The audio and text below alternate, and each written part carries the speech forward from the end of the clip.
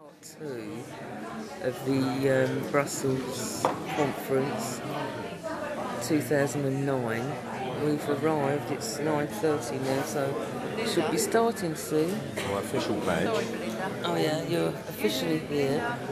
Yeah, we've got our new badges, look, what's next? We're going to change the world. Yes, definitely, it's Belinda. Up the revolution. Right up. Can you get me on? Because I'm not on here. You're not on, are you? There's Joan. I'm here. Yep, where's your badge? Badge. Badges. You got one there. Yeah. And what's next? This is from Visigoth. Oh, good. There's Greg and Barry. Visigoth. Melinda.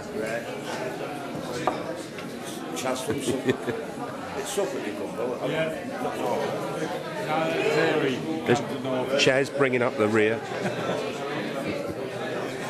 Okay, that's enough. Chestnuts was missing for a minute, but he's not,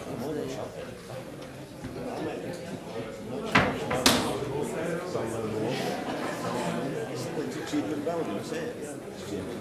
In the front. Hello.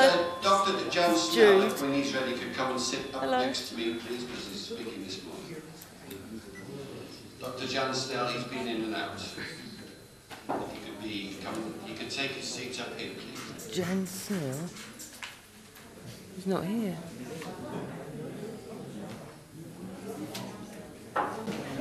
Brenda's sorting someone out there. Brenda, do you know him? Sorry. Brenda. I'm doing people's trousers. Do you know him? You don't get...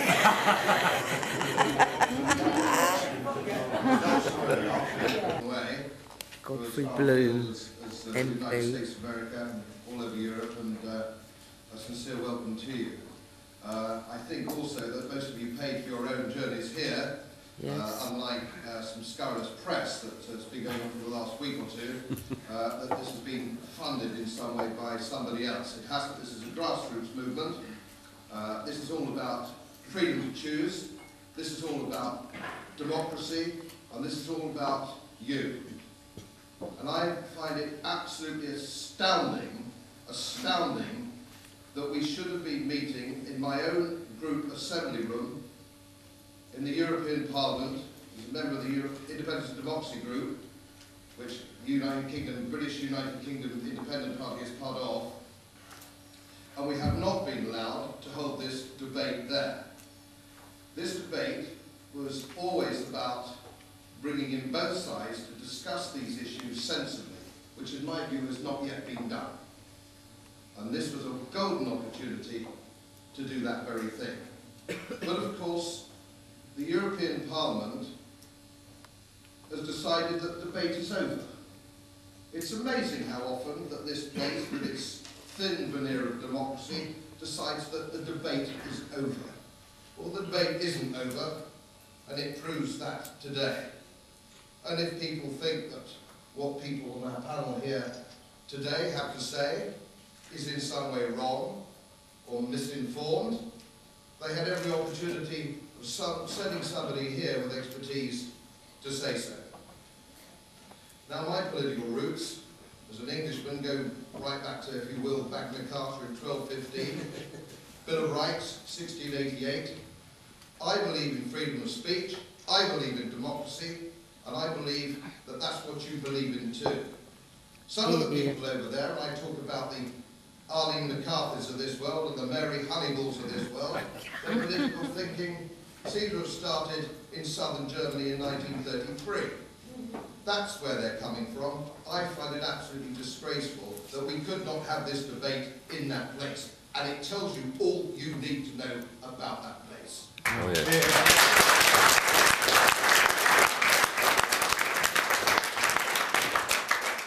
Incidentally, tomorrow afternoon I'm going to, if anybody wants to go and see that place, I'll be happy to show them round. And if you want a cup of tea in the afternoon in my lounge, as a member, we can enjoy a cigarette, because there is one rule for me and there is one rule for you. Oh, yes. Also, I'm disappointed to see today that disappointed. There are some people absent who I think perhaps should have been here. I'm very disappointed, Simon Clark from Forest, that you're not here. Yeah, where is he? Neil Rafferty from Forest, Scotland, who is not here. I'm interested to know quite what you are doing today that was more important than this. Yes.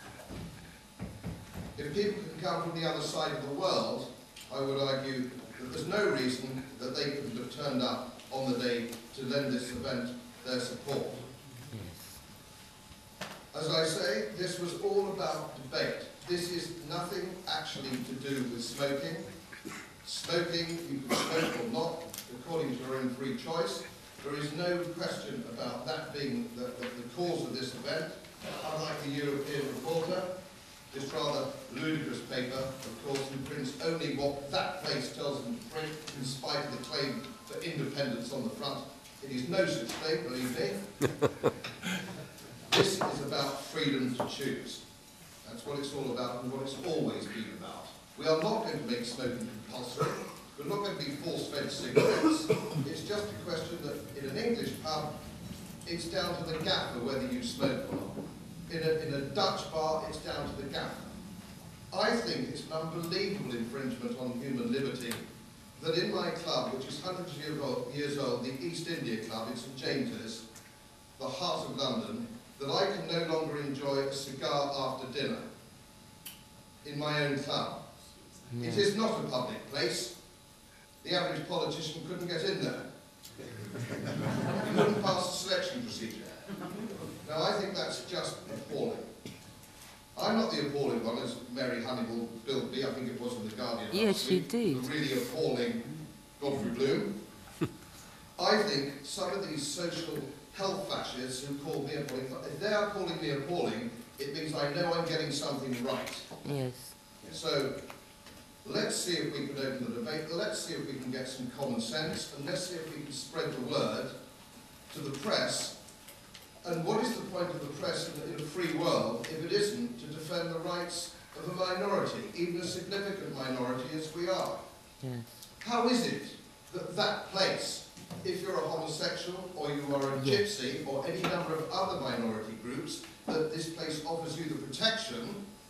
That's true. Why does it not offer the same protection to other minorities? Why do we have democracy a la carte? Yes. They pick some things off the shelf to protect and others they don't. You either stand up for freedom and democracy, you either stand up for minority groups, or you don't. You simply can't pick and choose what you tend to support. That isn't democracy at all. So let's see if we can wake the world up to our case, and let's get this debate opened, and I welcome everybody again.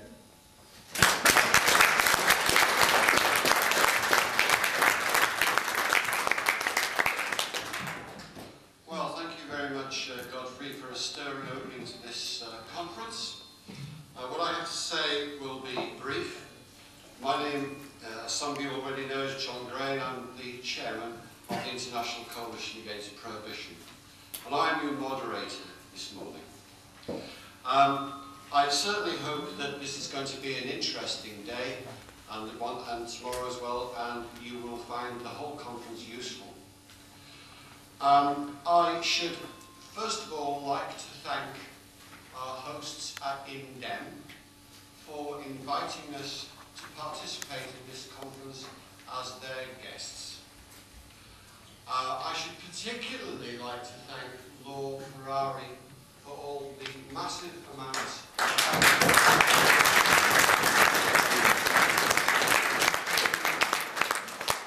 that she has put in to enable us to be here.